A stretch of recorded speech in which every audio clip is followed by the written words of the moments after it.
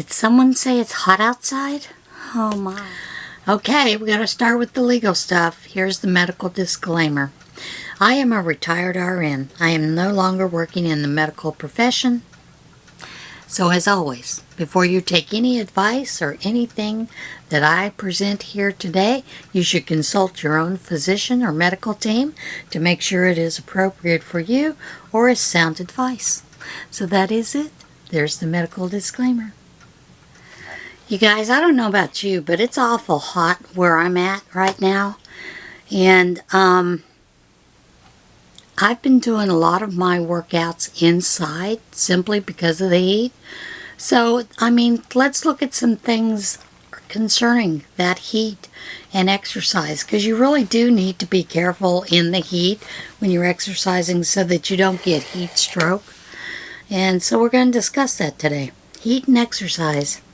Keeping cool in the hot weather. You want to make sure when you're exercising during the hot weather that you are drinking enough fluids. And I don't know about you, but that is one thing that I have to really work on, because I don't be running to the bathroom every 5 minutes.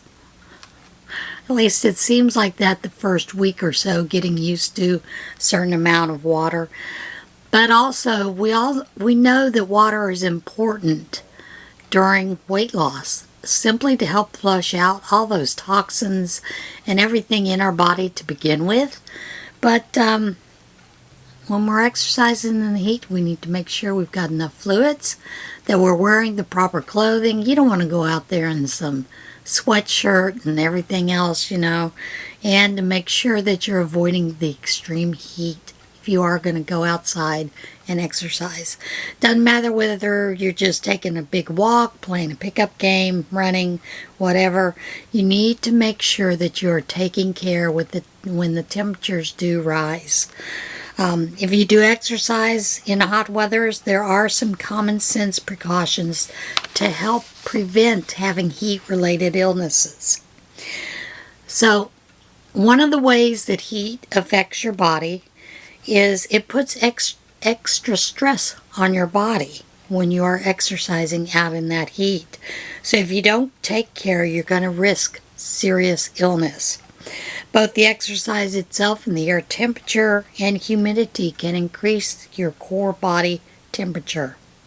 And that's what we're looking at, your core body temperature.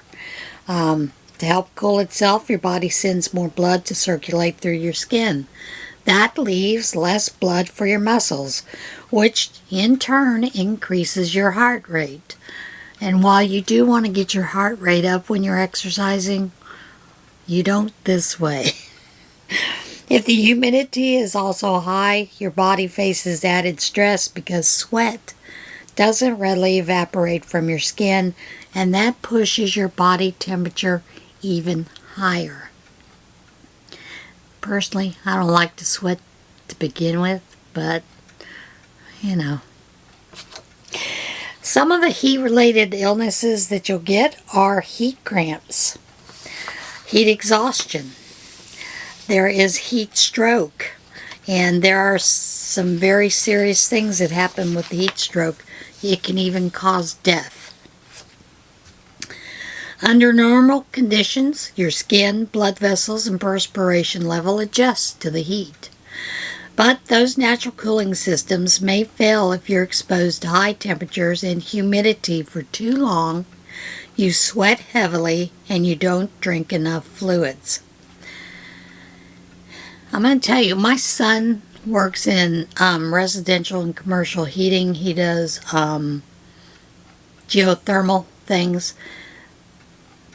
But it amazes me when I see, because he will send pictures when he's working in an attic of a home, what the temperature is. He takes temperature that in 120, 140 degrees. And these guys are working up there with no air conditioning because it's just plain hot. So, and he's a big proponent of just drinking straight water, not doing Gatorade, everything else like that. He knows he needs to drink enough fluid. He's had heat exhaustion more than once during his career. So, we need to consider that. And some of the things that happen is just, it's amazing what your body will go through. Now, some of those things that will happen will be mild, but they'll worsen if you don't treat it. Heat cramps. Heat cramps, sometimes called exercise-associated muscle cramps, are painful muscle contractions that can occur with exercise. Affected muscles may feel firm to the touch.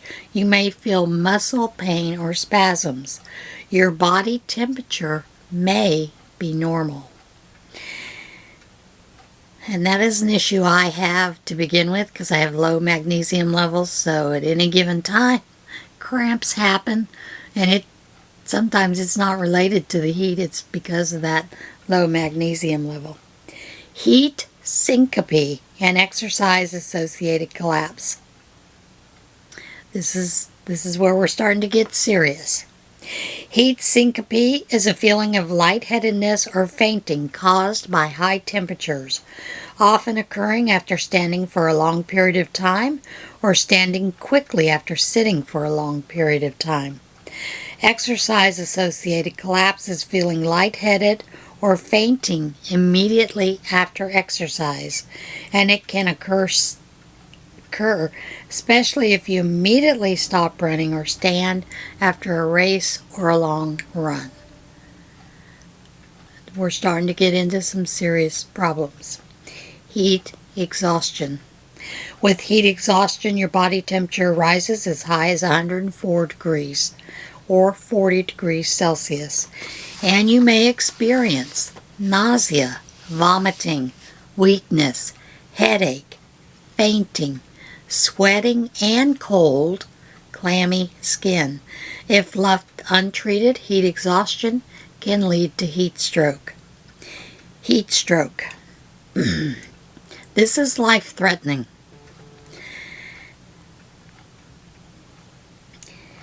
That occurs when your body temperature is greater than 104. Your skin may be dry from lack of sweat, or it may be moist. You may develop confusion, irritability, headache, heart rhythm problems, dizziness, fainting, nausea, vomiting, visual problems, and fatigue. You need immediate medical attention to prevent brain damage, organ failure, or even death. As a nurse in Texas, many times we saw people come in with heat stroke, and generally they're immediately cooled down with IV fluids as well as putting on a cooling blanket.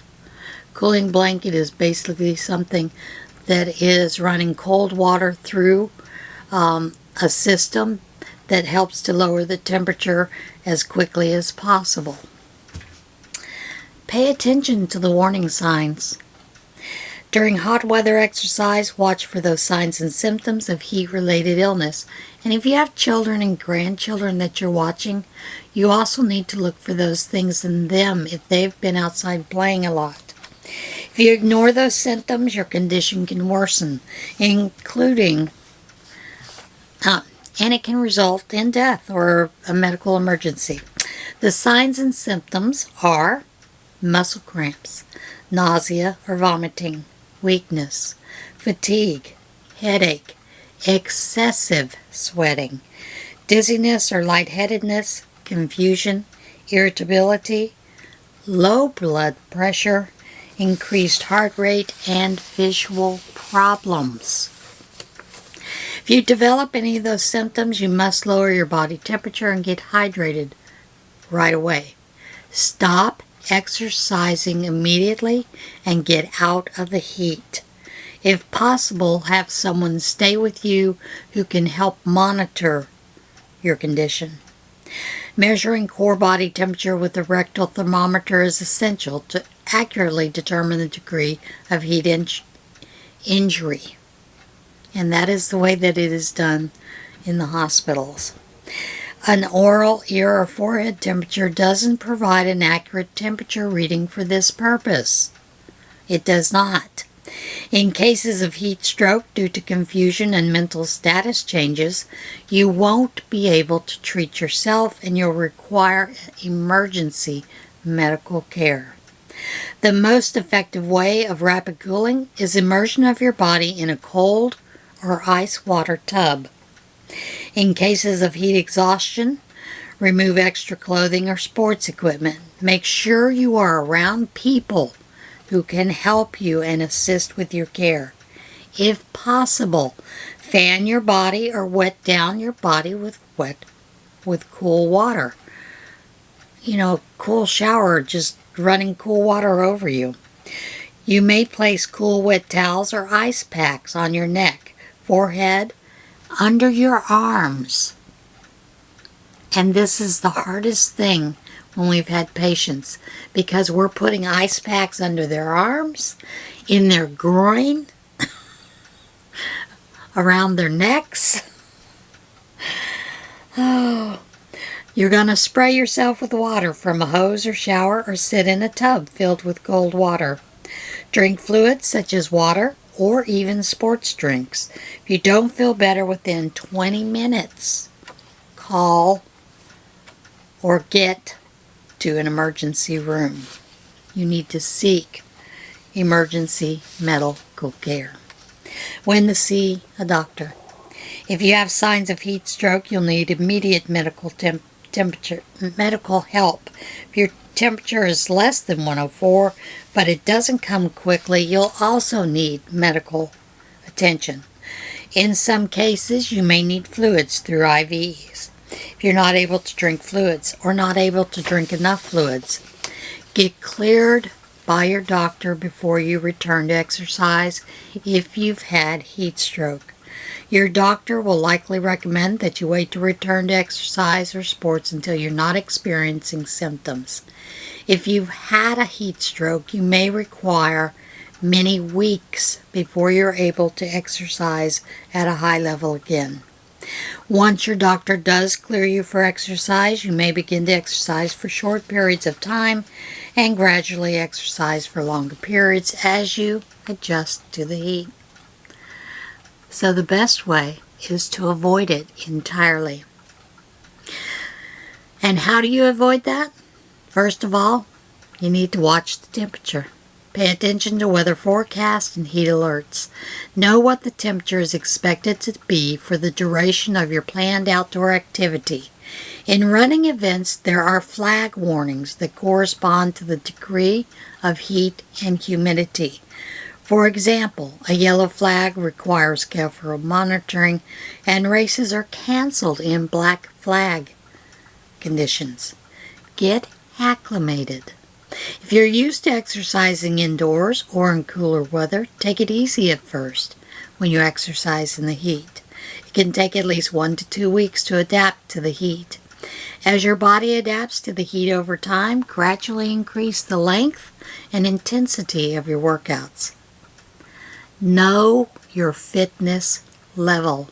This is probably the most important one of all. If you're unfit or new to exercise, be extra cautious when working out in the heat. Your body may have a lower tolerance to the heat. Reduce your exercise intensity and take frequent breaks. Drink plenty of fluids. That's just as important. Dehydration is the key factor in heat illnesses. Help your body sweat and cool down by staying well hydrated with water. Don't wait until you are thirsty to drink fluids. If you plan to exercise intensely, consider a sports drink instead of water. Sports drinks can replace sodium, chloride, and potassium you lose through sweating. Avoid alcoholic drinks because they actually promote fluid loss. And one of the things that in Texas we always recommended when the patients would go home is that before they go out into the heat or that kind of thing, they need to drink at least 16 to 32 ounces of water before they exercise or go into that heat again. Dress appropriate. Lightweight, loose-fitting clothes help sweat evaporate and keeps you cooler. Avoid dark colors, which absorb the heat. It's great for the winter if you want to absorb the heat. So you want to wear a light-colored, wide-brimmed hat. Avoid the midday sun. Exercise in the morning or evening when it's likely to be cooler outdoors. If possible, exercise in shady areas or do a water workout in a pool, if you have one. Wear sunscreen. You always want to wear sunscreen because I believe skin cancer is the #1 cancer that most people have. A sunburn decreases your body's ability to cool itself and increases the risk of skin cancer. Have a backup plan. If you're concerned about the heat or humidity, stay indoors. Work out at the gym. Walk laps inside the mall or climb stairs inside an air conditioning building. Do any one of the walking exercises that are on YouTube. They're great exercises. Great way to lose weight. Great way to keep your exercise level up. Understand your medical risk. Some of us have higher medical risk than others. So certain medical conditions or medications can also increase your risk of heat-related illnesses. If you plan to exercise in the heat, talk to your doctor or medical professionals about those precautions. Heat-related illnesses are largely preventable by taking some basic precautions. Your exercise routine doesn't have to be sidelined when the heat is on. So those are just a few suggestions. One of the ones that I saw on one of the other websites was to take a cold shower before you go out to exercise. You know? So there are many ways to do that, but since we're all having this heat going on and it's just nasty heat, let's be mindful of that and use some precautions so we don't get caught and have to worry about being, in danger from a heat exhaustion or heat stroke. All right, everybody, I'll see you again soon. Have a blessed week. Remember to be kind to one another. Love yourself. Love one another. Get out there and see this big, beautiful world. But don't do it in the midday sun. See you guys soon. Bye.